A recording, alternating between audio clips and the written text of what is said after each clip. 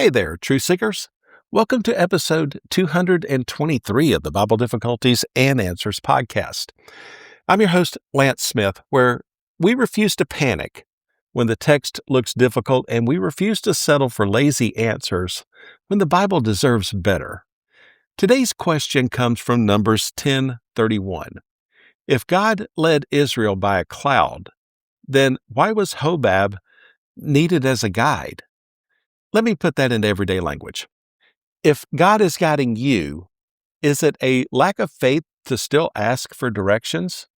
If you trust the Lord's leading, is it somehow less spiritual to use a map, a doctor, a counselor, a wise Christian friend?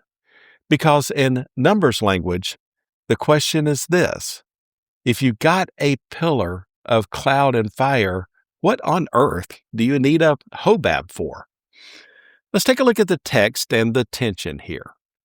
Exodus 13:21-22 tells us the Lord himself led Israel visibly by a pillar of cloud by day and fire by night. Numbers 9:15-23 repeats the pattern. When the cloud lifted, they moved. When it settled, they camped. This is supernatural, covenantal, unmistakable guidance. Then Numbers 10:31 says, where Moses says to Hobab, "You know the places in the wilderness where we should camp. Come, be our guide." So here's the tension. Why ask for a human guide when God is already leading? Is Moses hedging his bets? Is this a quiet vote of no confidence in the cloud? Let's take a look at an observation that helps solve the contradiction. Norman Geisler and Thomas Howe point out something critics regularly miss from the Big Book of Bible Difficulties. Moses sees no conflict. He talks about Hobab in verse 31 and the cloud in verse 34, 3 verses later, without the slightest hint of tension. For Moses, these go together, which tells you the problem is not in the text. It's in the false assumption that divine guidance and human wisdom cannot operate at the same time. Really, we're looking at two levels of guidance. The cloud handled the macro, when to move, when to stay, the overall direction, the visible presence of God. Hobab handled the micro, where the water was, where a massive camp could actually fit, which valleys flash flood, where the grazing was, which routes were safe for children and livestock. David Guzik says it perfectly. Israel did not need Hobab to tell them where to go. The pillar did that.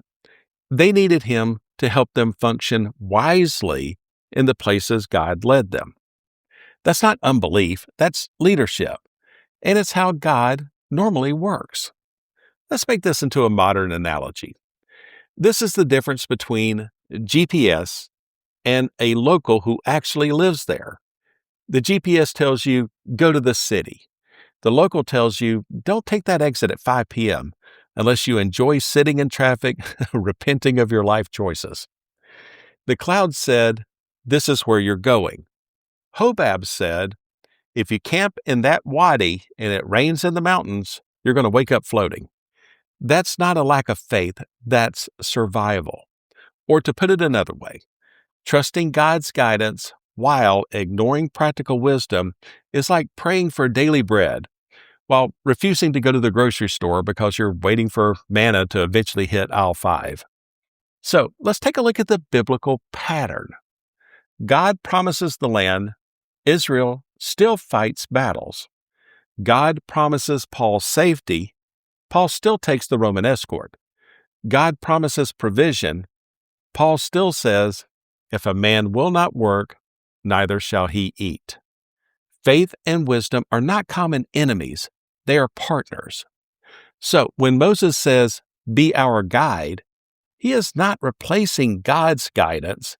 He's receiving one of the means God provided. Okay, I think that pretty much answers the question. We're going to pivot here because there's something really interesting in one of the study notes that I found, and we want to explore who was Hobab. All right, this is where the confusion comes in. Because the study notes in the HarperCollins New Revised Standard Version, yeah, it's been a while since we've had fun at the New Revised Standard Version's expense. The study notes claim Hobab is just another name for Ruel or Jethro, Moses' father-in-law. That sounds neat, and it's almost certainly incorrect. And this is a good moment to say something that my friends have heard me say before. Study Bibles are helpful, but the notes are not inspired. The text of the scripture is inerrant and infallible. The footnote was written by a guy with a deadline, and sometimes that deadline was 4:30 on a Friday. When the verse says, Hobab, son of Ruel, I'm going with Moses over the study note every single time, respectfully. Because if Hobab, Ruel, and Jethro are all the same person, then this man has more aliases than a spy movie, and the text never tells us why. The best reading is this: Ruel and Jethro both equal Moses' father-in-law. Hobab, that equals his son, which makes Hobab Moses' brother-in-law. Okay, the story doesn't end in Numbers, though. And this is where it gets beautiful, because the Bible does not leave this as a loose end. Judges 1:16 tells us the Kenites, the descendants of Moses' father-in-law, went up with the people of Judah into the wilderness and settled in the land. They didn't just visit. They inherited space among the covenant people. Judges 4:11 then speaks of Heber, the Kenite, a descendant of Hobab. So now we have the full picture. In Numbers 10, Moses says, "Come with us and we will treat you well." And Judges tells us they came, they stayed, they lived in the land. Hobab isn't just a wilderness guide. His family becomes permanently attached to the covenant people of God. So he doesn't just help them find water. His family ends up with real estate in the Promised Land. And if the name Kenites sounds familiar, it should, because one of the most dramatic victories in Judges, the defeat of Sisera, happens in the tent of Jael, the wife of Heber the Kenite. Let's just say Sisera learned the hard way that you should never fall asleep in someone else's tent when they own both a hammer and a tent peg. Spoiler alert, that nap does not end well. That Midianite family Moses invited into the journey ends up participating in one of Israel's great deliverance stories. That's what happens when someone says yes to "come with us and we will do you good." So the application for us today begins with a question. Where are you trying to choose between trusting God and using wisdom? Where are you in saying, if I really had faith, I wouldn't need help?